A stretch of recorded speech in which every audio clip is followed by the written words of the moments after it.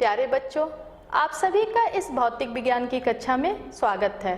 मैं प्रीति सिंह, प्रवक्ता राजकीय कन्या इंटर कॉलेज इंदुपुर देवरिया से। बच्चों, आज हम कक्षा 11 विषय भौतिक विज्ञान अध्याय 8 गुरुत्वाकर्षण के भाग 5 का अध्ययन करेंगे। बच्चों, पिछले भाग में हमने कृत्रिम उपग्रहों के बारे में जाना, उनके कक्षीय चाल के बारे में जाना और ये जाना कि किसी भी पिंड को अगर पृथ्वी तल से प्रक्षेपित किया जाता है तो अधिकतम कितनी ऊंचाई तक पहुंचता है, इसका भी हमने परिकलन किया। तो बच्चों, सबसे पहले आइए हम देखते हैं कि भाग 5 में आज हमारे चर्चा के क्या बिंदु हैं। तो सबसे पहले हम भूतुल्यकाली और ध्रुवीय उपग्रह के बारे में जानेंगे। भूतुल्यकाली उपग्रह की विशेषताएं क्या होती हैं, इसको जानेंगे और समझेंगे और उसके पश्चात ध्रुवीय यानी कि पोलर सैटेलाइट्स के बारे में अध्ययन करेंगे। सैटेलाइट्स में भारहीनता की स्थिति को जानेंगे, समझेंगे और उसके बाद पृथ्वी की कक्षा में कृत्रिम उपग्रह कैसे स्थापित होता है, इसको संक्षिप्त में देखेंगे। तो बच्चों, आइए जो हमारा आज का पहला टॉपिक है भूतुल्यकाली और ध्रुवीय उपग्रह। बच्चों, आपने आर्टिफिशियल सैटेलाइट्स के बारे में अध्ययन किया है। यहाँ पे देखिए, ये अर्थ है और आपको यहाँ पे 3 सैटेलाइट्स दिख रही है। एक यहाँ पे देखिए, एक इधर इस तरह जो सैटेलाइट्स हैं 3, आप देखेंगे कि एक जो ये सैटेलाइट है ये पृथ्वी के विषुवतीय तल में ये परिक्रमण कर रही है, जबकि ये दोनों जो सैटेलाइट हैं वो पृथ्वी के ध्रुवों के परितः परिक्रमण कर रहे हैं। तो जो ये विषुवतीय तल में परिक्रमण कर रहा है इसे जियो स्टेशनरी सैटेलाइट या भूतुल्यकाली उपग्रह कहते हैं, और जो ये पोल्स के परितः परिक्रमण कर रहा है इसे पोलर ऑर्बिटिंग सैटेलाइट्स बोलेंगे, पोलर सैटेलाइट्स बोलेंगे। बच्चों, आइए सबसे पहले हम भूतुल्यकाली सैटेलाइट्स के बारे में अच्छे से देखते हैं कि क्या होता है भूतुल्यकाली उपग्रह। बच्चों देखिए, भूतुल्यकाली उपग्रह क्या होता है, आइए इसको हम समझते हैं। हम जानते हैं कि पृथ्वी अपने घूर्णन अक्ष के परितः एक चक्कर लगाने में 24 घंटे लेती है। सपोज करिए कि यदि कोई सैटेलाइट है जिसका आवर्तकाल 24 घंटे हो जाए तो क्या होगा, वो सैटेलाइट पृथ्वी के चारों तरफ चक्कर लगा रहा है। तो बच्चों, आप इसको समझ सकते हैं कि मान लीजिए ये अर्थ है और अर्थ भी अपने घूर्णन अक्ष के परितः ऐसे रोटेट कर रही है और उसके चारों तरफ यदि कोई सैटेलाइट है और वो भी एक परिक्रमण करने में 24 घंटा ही लगा रहा है, तो जैसे जैसे ये मूव करेगा, जितना इसका कोणीय वेग होगा इसका कोणीय वेग भी उतना ही होगा, क्योंकि आवर्तकाल दोनों का सेम है। तो इस पे स्थित पृथ्वी के तल पर सतह पर स्थित किसी को भी ये सैटेलाइट क्या होगा, स्थिर प्रतीत होगा। वो लगेगा कि उसके स्थिर है, उसके साथ ही मूव करेगा। तो बच्चों, इस प्रकार इसको हम भूतुल्यकाली उपग्रह कहते हैं, जो कि जिसका आवर्तकाल 24 घंटे होता है और यह पृथ्वी के रोटेशन के अकॉर्डिंग ये भी रिवॉल्यूशन करता है उसका, अर्थात ये भी पश्चिम से पूरब की ओर ये चक्कर लगाता है। तो इस प्रकार यदि कोई उपग्रह विषुवत रेखा के तल में एक वृत्ताकार पथ में इस प्रकार घूमे कि उसका भी आवर्तकाल उतना ही हो जितना धरती के घूमने का है और उसके घूमने की दिशा भी वही हो जो धरती की है, तो वह उपग्रह धरती पर से देखने पर स्थिर नजर आएगा और ऐसे उपग्रह स्थैतिक या तुल्यकाली उपग्रह कहलाते हैं। बच्चों, विषुवत रेखा के तल में जो ये कक्षा है और जिसके कक्षा में वो सैटेलाइट पृथ्वी का परिक्रमण कर रहा है उसे हम बोलते हैं भू स्थिर कक्षा। तो यदि भूतुल्यकाली कक्षा विषुवत वृत्तीय तल में स्थित हो तो ऐसी स्थिति में उपग्रह अपनी कक्षा में किसी एक ही बिंदु पर पृथ्वी तल में विषुवत रेखा पर खड़े किसी प्रेक्षक को सदैव स्थिर प्रतीत होगा। तो उपग्रह की ऐसी भूतुल्यकाली कक्षा को भू स्थिर कक्षा कहते हैं। बच्चों, आइए हम समझते हैं कि भूतुल्यकाली उपग्रह की पृथ्वी सतह से कितनी ऊंचाई पे होना चाहिए, अर्थात ये भूतुल्यकाली उपग्रह कितनी ऊंचाई पे पृथ्वी से होगा कि वो एक परिक्रमा करने में 24 घंटे ले।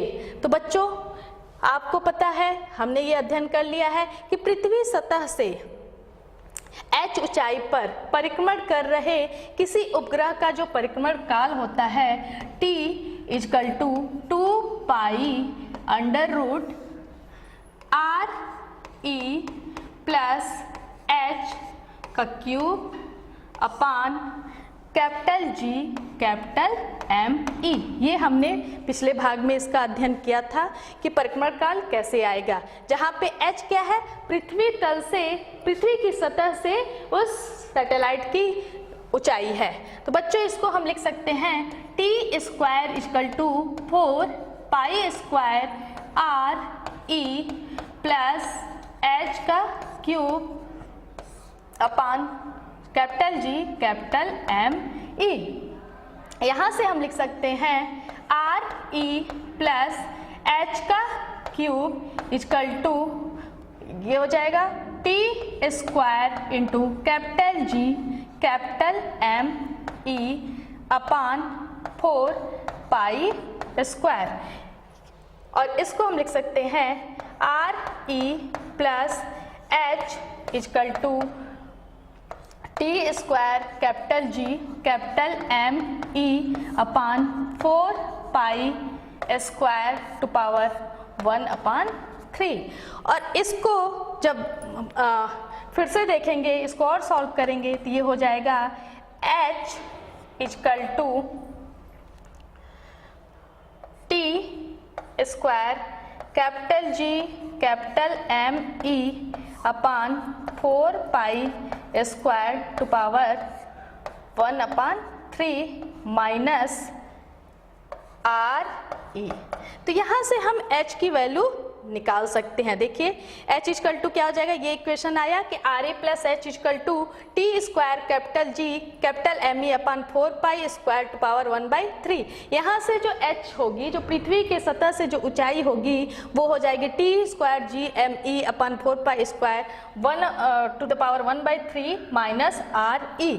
और जब इसमें हम T कैपिटल G कैपिटल M E की वैल्यू रखें, T क्या है, आवर्तकाल है, और हमें भूतुल्यकालीय उपग्रह का आवर्तकाल पता है 24 आवर्स, ये 24 घंटे। चूंकि एक घंटे में कितने सेकेंड हो जाएंगे, 60 इंटू 60, तो 24 आवर्स में 86400 सेकेंड होंगे, 86,400 सेकेंड होगा। और हमें पता है पृथ्वी का द्रव्यमान कितना होता है, m equal to 6.0 into 10 to power 24 kg, और capital G universal gravitational constant है, और इसकी value 6.67 into 10 to power -11 newton metre square प्रति kg स्क्वायर होता है। बच्चों जब इन सब की वैल्यू इक्वेशन में रखेंगे तो हमें जो हाइट प्राप्त होगा, जो जियो स्टेशनरी सैटेलाइट्स के लिए पृथ्वी सतह से जो ऊंचाई प्राप्त होती है, वो होती है लगभग 35,800 किलोमीटर, जो पृथ्वी की त्रिज्या से अधिक है।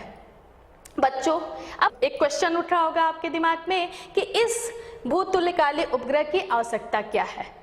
तो बच्चों हम जानते हैं कि एक निश्चित आवृत्ति से अधिक आवृत्ति के विद्युत चुंबकीय तरंगे जो होती हैं वो आयनोस्फीयर या आयन मंडल द्वारा परावर्तित नहीं होती हैं। बात हम करते हैं रेडियो प्रसारण की, तो एंटीना से जो रेडियो तरंगे निकलती हैं उसका जो रेंज होता है वो 2 मेगाहर्ट्ज से लेके 10 मेगाहर्ट्ज तक होता है, जो कि क्रांतिक आवृत्ति से कम होता है। और वो क्या होता है कि मान लीजिए ये अर्थ है और ये आयनोस्फीयर है, और यहाँ पे हम रेडियो प्रसारण के लिए जो एंटीना है, यहाँ से ये जो तरंगे निकलेंगी वो क्या होगा, यहाँ से परावर्तित होके ऐसे पृथ्वी पे ही आएंगी आयनोस्फीयर से। तो ये उन स्थानों पे भी पहुंच जाती हैं ये तरंगे जहाँ पे कि डायरेक्ट यहाँ से एंटीना से वो तरंगे नहीं जाती। रेडियो प्रसारण में तो आयनोस्फीयर से काम चल जाता है क्योंकि परावर्तित हो जाती है तरंगे। लेकिन जब हम बात करते हैं दूरदर्शन के प्रसारण के लिए या अन्य संचार व्यवस्था के लिए, तो उनके लिए जो तरंगों का जो आवृत्ति होती है वो क्रांतिक आवृत्ति से बहुत अधिक होती है। अब उनका परावर्तन नहीं हो पाता है उस आयनोस्फीयर से। तो उस केस में हम क्या करते हैं कि मान लीजिए जो प्रसारण केंद्र है यहाँ पे, इसी के ऊपर इतनी हाइट पे जो आया था 35,800 किलोमीटर ऊंचाई पे हम ये जियो स्टेशनरी सैटेलाइट लगा देते हैं और इससे जो भी तरंगे यहाँ पहुँचेंगी वो सैटेलाइट से परावर्तित होकर पृथ्वी के उन स्थानों पे भी पहुंच जाएंगी जहां पे ये डायरेक्ट नहीं पहुंच सकती। तो इस प्रकार दूरदर्शन के प्रसारण लाइव टेलीकास्ट के लिए भूतुल्यकाली उपग्रह की आवश्यकता होती है। बच्चों आइए जरा देखते हैं भूतुल्यकाली उपग्रह की कक्षीय चाल क्या होगी। कक्षीय चाल हमने इसके पिछले भाग में पढ़ा था कि पृथ्वी की अगर त्रिज्या आरी है और पृथ्वी की सतह पर यदि गुरुत्वीय त्वरण स्मॉल जी है तो पृथ्वी से h ऊंचाई पर स्थित किसी पिंड का जो कि पृथ्वी के चारों तरफ चक्कर लगा रहा है तो उसकी कक्षीय चाल होगी v = आरी रूट अंडर रूट g अपान आरी प्लस h। अगर यहाँ पे हम आरी की वैल्यू 6.4 × 10⁶ मीटर रखें, ये क्या है पृथ्वी की त्रिज्या, तो यहाँ पे जो वैल्यू प्राप्त होती है कक्षीय चाल v = 3.1 किलोमीटर प्रति सेकेंड। बच्चों आइए जरा हम भूतुल्यकाली उपग्रह की विशेषताएं देखें। तो सबसे पहला विशेषता इसकी ये है कि इसका परिक्रमण काल पृथ्वी के परिक्रमण काल के ठीक बराबर अर्थात 24 आवर्स होता है। दूसरा, पृथ्वी तल से इसकी ऊंचाई 35,800 किलोमीटर होती है और ये उपग्रह पृथ्वी के विषुवत तल में पश्चिम से पूर्व की ओर परिक्रमा करते हैं, अर्थात पृथ्वी के रोटेशन के अनुसार ही उसी डायरेक्शन में इनका भी रोटेशन होता है। इन उपग्रहों का कोणीय वेग पृथ्वी के कोणीय वेग के बराबर होता है तथा इनकी परिक्रमण वेग 3.1 किलोमीटर प्रति सेकेंड के लगभग बराबर होता है। तो बच्चों ये तो था भूतुल्यकाली उपग्रह।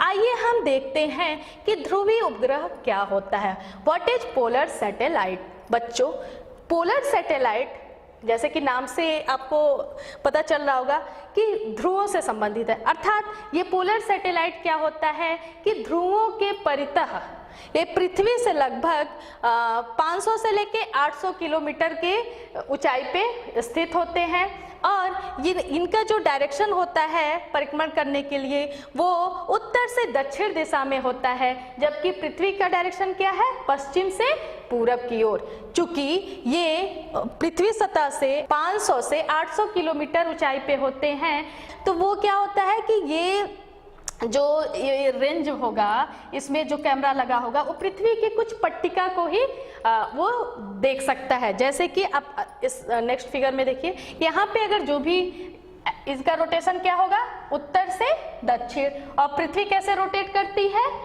पूरब से पश्चिम। तो जब ये रोटेट करेगा ये एक चक्कर लगाएगा तो ये एक पट्टिका को ही जो ये देखिए ये जो पट्टिका बनी है एक एक पट्टिका को ही वो कैमरा देख सकता है।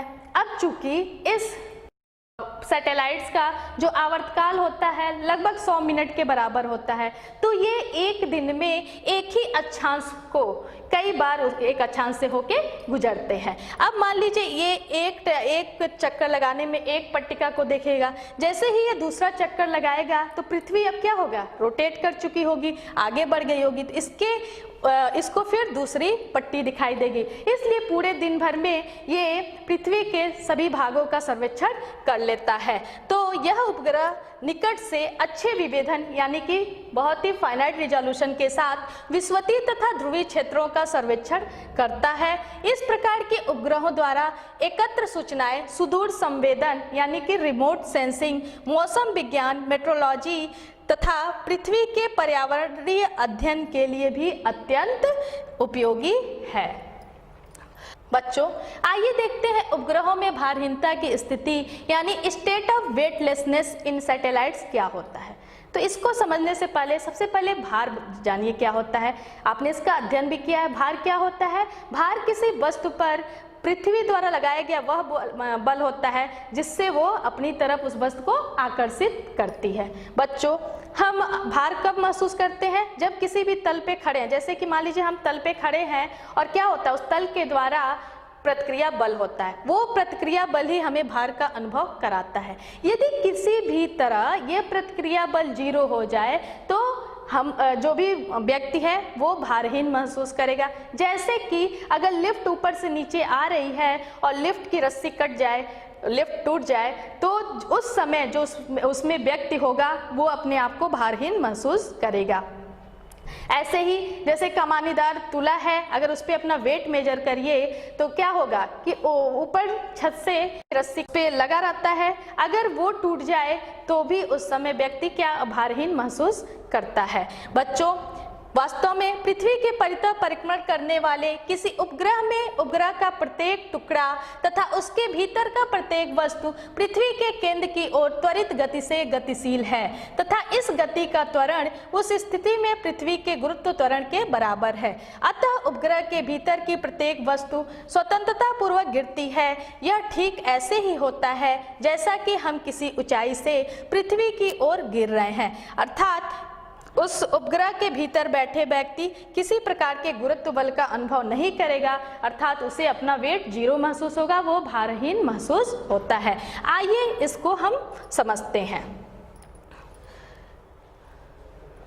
मान लीजिए कि ये अर्थ है और इसके केंद्र से r डिस्टेंस पे स्थित एक कक्षा में एक सैटेलाइट है जिसका द्रव्यमान m है और वो इसका परिक्रमा कर रहा है।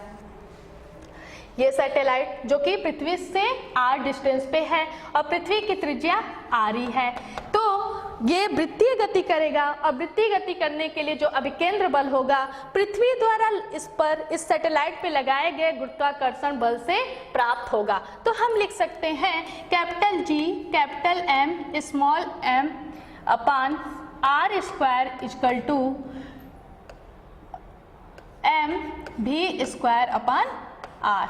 बच्चों, ये हमने माना है कि ये v वेग से भी कच्ची चाल से इस पे इसके परितः परिक्रमण कर रहा है। तो यहाँ से हम लिख सकते हैं कि G capital M upon r square equal to v square by r, equation number 1।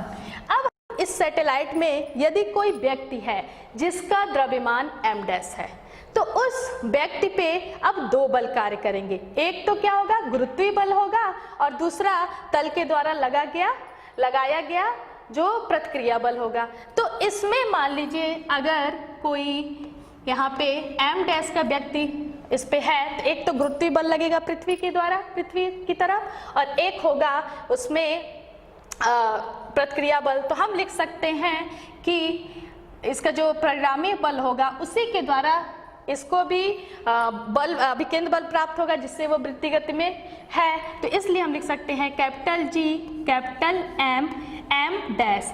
अब पृथ्वी और उस परिणाम जो m, इसको आप m ही लिख सकते हैं पृथ्वी के द्रव्यमान के लिए। तो पृथ्वी और उस व्यक्ति के बीच लगने वाला जो गुरुत्वाकर्षण बल होगा G m e m dash upon r square minus r equal to m dash v square by r। अब यहाँ से हम लिख सकते हैं capital G m e upon r square minus r upon m dash equal to v square by r। अब equation 1 और 2 से देखिए, ये 2 इक्वेशन है। यहाँ पे v स्क्वायर बाई r क्या है, g m e upon r square. तो अगर यहाँ पे हम पुट करें g m e upon r square minus r upon m dash equal to, अब यहाँ से देखिए v स्क्वायर बाई r की जगह हम लिख सकते हैं capital G capital m e upon r square और ये कैंसिल हो जाएगा और हम लिख सकते हैं यहाँ से minus r upon m dash equal to 0, या ये लिख लें कि r upon m dash equal to 0। अब द्रव्यमान तो 0 हो नहीं सकता है वस्तु का, तो या जो व्यक्ति है, तो क्या होगा, यहाँ से हम लिख सकते हैं कि since m dash not equal to 0, तो ये हो जाएगा r इक्वल टू 0, अर्थात व्यक्ति पे जो प्रतिक्रिया बल है वो शून्य है। ये कहने का अर्थ है कि व्यक्ति अपने आप को भारहीन महसूस करेगा। और बच्चों ये सैटेलाइट्स में होता भी है, कोई भी उसमें छोटा बड़ा कुछ भी सामान है वो भारहीन होता है। यदि उसमें हम किसी रस्सी से किसी वस्तु को टांग भी दे तो रस्सी में कोई भी तनाव उत्पन्न नहीं होता है। या पानी के बोतल से अगर पानी निकाले पीने के लिए तो पानी क्या होगा, बूंद के रूप में फैल जाएगा और व्यक्ति उसे पी नहीं पाता है, जो एस्ट्रोनॉट्स होते हैं। इसलिए जो भी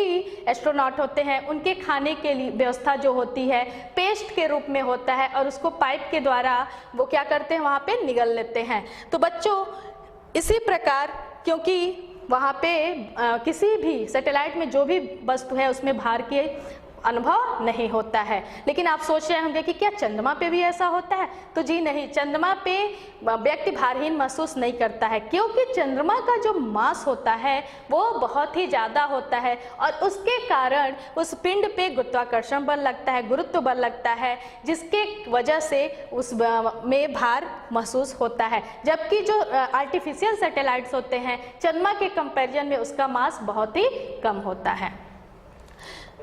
बच्चों आइए जरा देखते हैं कि ये आर्टिफिशियल सैटेलाइट को पृथ्वी की कक्षा में किस प्रकार स्थापित किया जाता है। तो आपको तो पता भी होगा कि सैटेलाइट्स को हम कैसे किसी कक्षा में प्रक्षेपित करते हैं। उसके लिए रॉकेट्स का प्रयोग किया जाता है, मल्टी स्टेज रॉकेट्स का प्रयोग किया जाता है। जैसे रॉकेट में क्या होता है, कई चैम्बर बने होते हैं और उसमें फ्यूल रहते हैं और सबसे ऊपर वाले चैम्बर में सैटेलाइट होता है। जैसे जैसे रॉकेट ऊपर ऊर्ध्वाधर में इसको प्रक्षेपित किया जाता है, ऊपर जाता है और एक एक चैम्बर का अगर फ्यूल खत्म होता है तो वो उससे अलग हो जाता है। जब ये चैम्बर अलग होगा तो इसका मास कम हो जाएगा और संवेग संरक्षण के सिद्धांत से ये क्या होगा कि और तीव्र गति से आगे बढ़ेगा। और जिस कक्षा में उस सैटेलाइट को वहाँ पे स्थापित करना है, जब रॉकेट वहाँ पे जाता है तो एक व्यवस्था के द्वारा इस सैटेलाइट क्या होता है, वहाँ पे भी क्षैतिज वेग से वहाँ पे निकाल दिया जाता है, वो भी क्षैतिज वेग से वहाँ पे जाता है। बच्चों आपको पता भी है कि पृथ्वी तल से यदि h ऊंचाई पर वृत्ताकार कक्षा में परिक्रमण कर रहे उपग्रह का कक्षीय चाल क्या होता है, v=√G m/r+h। और पृथ्वी तल से h ऊंचाई पर उसी वृत्ताकार कक्षा में परिक्रमण कर रहे उपग्रह का पलायन वेग होता है v=√2G m/re+h। तो अब उस सैटेलाइट का वेग कितना होना चाहिए कि वो पृथ्वी की तरफ चारों तरफ वृत्तीय कक्षा में परिक्रमण करे, तो उसको आइए समझते हैं। जब भी जो सैटेलाइट का जो क्षैतिज वेग हम दे रहे हैं v, अगर वो √G m/re+h से कम है तो उपग्रह एक परवलयाकार पथ पर चलता हुआ पृथ्वी के समीप आता जाएगा तथा अंत में पृथ्वी पे गिर जाएगा। और यदि v जो है √G m/re+h है के बराबर है तो उपग्रह पृथ्वी के परितः re+h त्रिज्या की वृत्ताकार कक्षा में घूमेगा। यह उपग्रह के घूमने के लिए सीमांत वेग यानी कि न्यूनतम वेग है। अगर इससे कम वेग होगा तो वो क्या होगा, पुनः पृथ्वी पे गिर जाएगा। तीसरा केस है कि यदि v की वैल्यू √G m/re+h से अधिक है और 2G m/re+h से कम है तो वो उपग्रह दीर्घ वृत्ताकार कक्षा में घूमेगा पृथ्वी के चारों तरफ और पृथ्वी जो होगा उस दीर्घ वृत्ताकार कक्षा के एक फोकस पे स्थित होगी।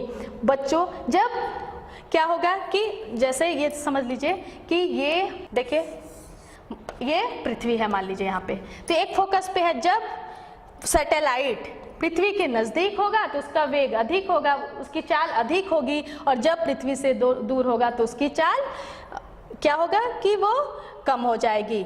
बच्चों इसी प्रकार जब v की वैल्यू √2G m/re+h के बराबर हो जाएगी तो उपग्रह को दिया गया क्षैतिज वेग पलायन वेग के बराबर हो जाएगा। तो उपग्रह एक परवलयाकार पथ पर चलता हुआ पलायन कर जाएगा तथा कभी उस कक्ष में वापस नहीं आएगा। पांचवा, यदि भी की वैल्यू जो है √2gmv/re+h होती है तब उपग्रह अति परवलयाकार पथ पर चलता हुआ पलायन कर जाएगा। इन पांचों स्थितियों को आप इस फिगर में देख सकते हैं कि जब v की वैल्यू √gmv/re+ से अधिक है तो ये वृत्ताकार कक्षा में है, जब उससे अधिक है और पलायन वेग से कम है तो इलिप्स ये बना हुआ है, और इसी प्रकार जब पलायन वेग के बराबर हो जाता है तो परवलयाकार कक्षा में होते हुए वह दूर चला जाता है। बच्चों, आइए हम इस चैप्टर से संबंधित एक प्रश्न को हल करते हैं। देखिए कि किसी रॉकेट को मंगल के पृष्ठ से 2 किलोमीटर प्रति सेकंड की चाल से ऊर्ध्वाधर ऊपर दागा जाता है। यदि मंगल के वातावरणीय प्रतिरोध के कारण इसका 20% आरंभिक ऊर्जा नष्ट हो जाती है तो मंगल के पृष्ठ पर वापस लौटने से पूर्व यह रॉकेट मंगल से कितनी दूरी तक जाएगा। मान लीजिए मंगल ग्रह का जो द्रव्यमान है m और दिया है m = 6.4 × 10⁻23 kg। मंगल ग्रह की त्रिज्या r है और वो दिया है 3395 किलोमीटर। ग्रेविटेशनल कांस्टेंट बच्चों हमें पता है 6.67 × 10⁻11 न्यूटन मीटर स्क्वायर प्रति kg स्क्वायर। और रॉकेट की यहाँ पे देखिए कि पृष्ठ से जिस चाल से फेंका जा रहा है वो है v = 2 किलोमीटर प्रति सेकेंड। हम ये मान लें कि जो मंगल ग्रह की त्रिज्या क्या है वो है कैपिटल R, और इससे r दूरी पर, स्मॉल r दूरी पर रॉकेट अधिकतम ऊंचाई तक पहुंच रहा है। बच्चों, हम ये मान लें कि इस रॉकेट का भी अपना द्रव्यमान कितना है, स्मॉल m है, तो मंगल के सतह पे स्थितिज ऊर्जा क्या होगी, हम उसको लिख सकते हैं UR = -G small m/r।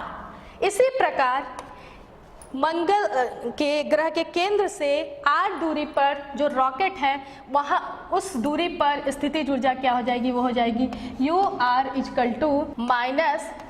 -G small m/r। तो बच्चों, हम ये स्थितिज ऊर्जा में वृद्धि कितनी हो जाएगी, हम लिख सकते हैं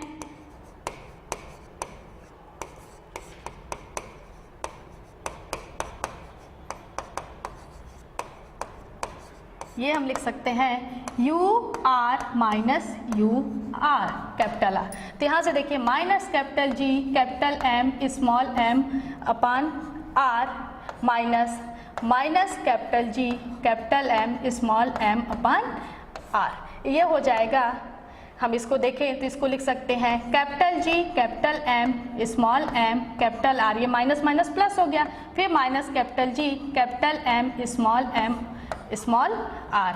तो बच्चों, ये क्या हो गया कि स्थितिज ऊर्जा में जो वृद्धि हुई, इसको हम लिख सकते हैं कि G स्मॉल m और ब्रैकेट में हो जाएगा 1/r - 1/r।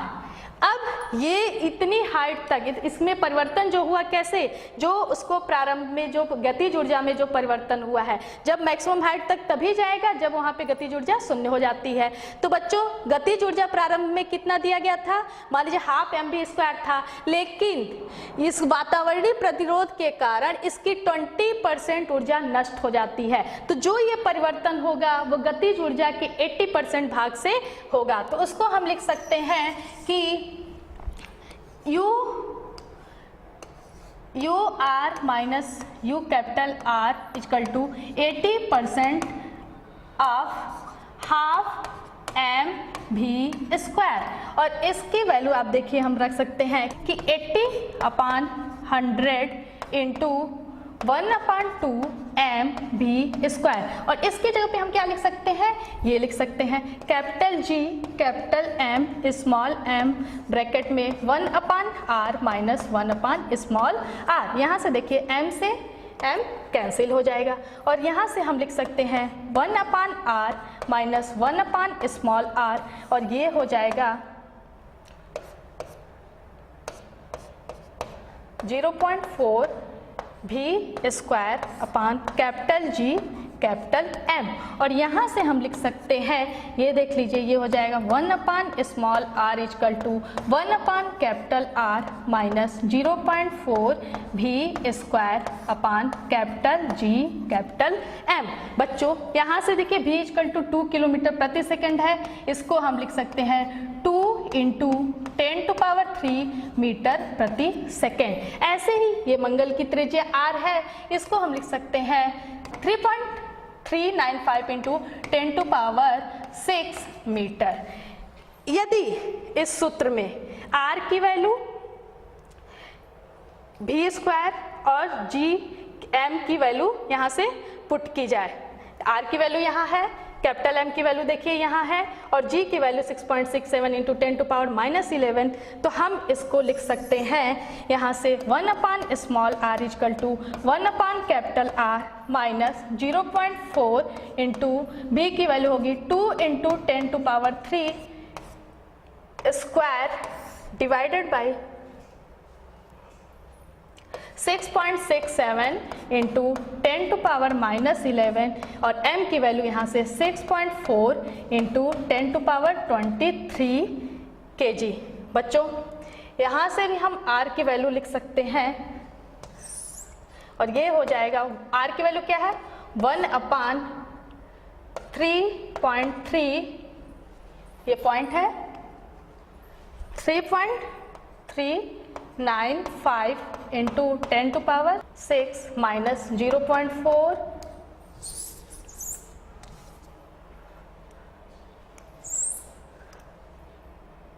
Into 2 into 10 to power 3 का स्क्वायर,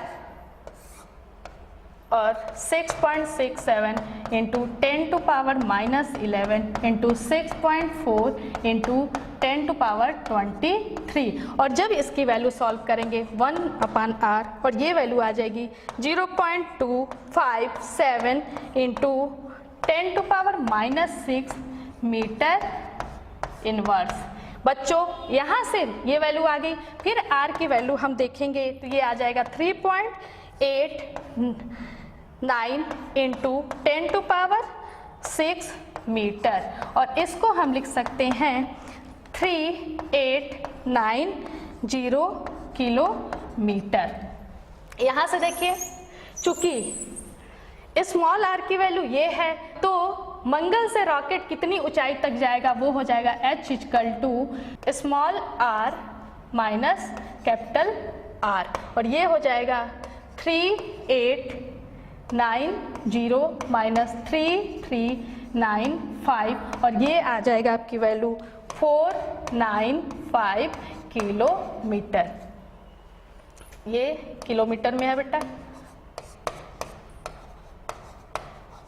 तो इस प्रकार जो रॉकेट की ऊंचाई हो जाएगी वो 495 किलोमीटर हो जाएगी मंगल की सतह से। बच्चों ये गृह कार्य नोट कर लीजिए, इसको करिएगा। हमारा चैप्टर यहाँ पे खत्म होता है। धन्यवाद।